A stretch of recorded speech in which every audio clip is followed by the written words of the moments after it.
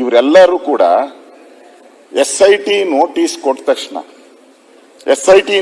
ಕೊಟ್ಟ ತಕ್ಷಣನೇ ಎಲ್ಲ ಭಯಭೀತರಾಗಿ ಕೋರ್ಟ್ ಹತ್ರ ಹೋಗಿ ಕದ ತಟ್ಟಿದ್ರು. ನ್ಯಾಯ ಕೊಡಿ ಅಂತ ಕೋರ್ಟ್ ಹತ್ರ ಕದ ತಟ್ಟಿದ್ರು.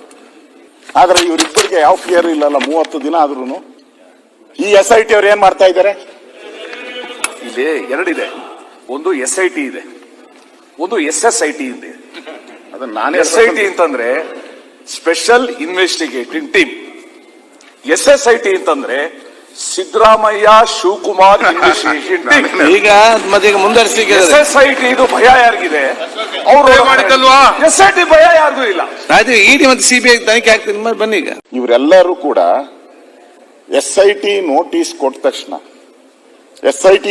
ಕೊಟ್ಟ ತಕ್ಷಣನೇ ಎಲ್ಲ ಭಯಭೀತರಾಗಿ ಕೋರ್ಟ್ ಹತ್ರ ಹೋಗಿ ಕದ ತಟ್ಟಿದ್ರು. ನ್ಯಾಯ ಕೊಡಿ ಅಂತ ಕೋರ್ಟ್ ಹತ್ರ ಕದ ತಟ್ಟಿದ್ರು. ಆದ್ರೆ ಇವರಿಬ್ಬರಿಗೆ ಯಾವ ಕ್ಲಿಯರ್ ಇಲ್ಲಲ್ಲ. 30 ದಿನ ಆದ್ರೂ ಈ SIT ಅವ್ರು ಏನ್ ಮಾಡ್ತಾ ಇದ್ದಾರೆ? ಇಲ್ಲಿ ಎರಡಿದೆ. ಒಂದು SIT ಇದೆ, ಒಂದು SSIT ಇದೆ. ಅದನ್ನ ನಾನೇ SIT ಅಂತಂದ್ರೆ ಸ್ಪೆಷಲ್ ಇನ್ವೆಸ್ಟಿಗೇಟಿಂಗ್ ಟೀಮ್.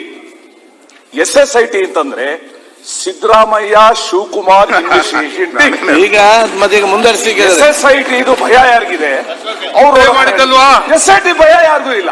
ಆಯ್ತು, ED ಮತ್ತು CBI ತನಿಖೆ ಆಗ್ತದೆ. ಬನ್ನಿ. ಈಗ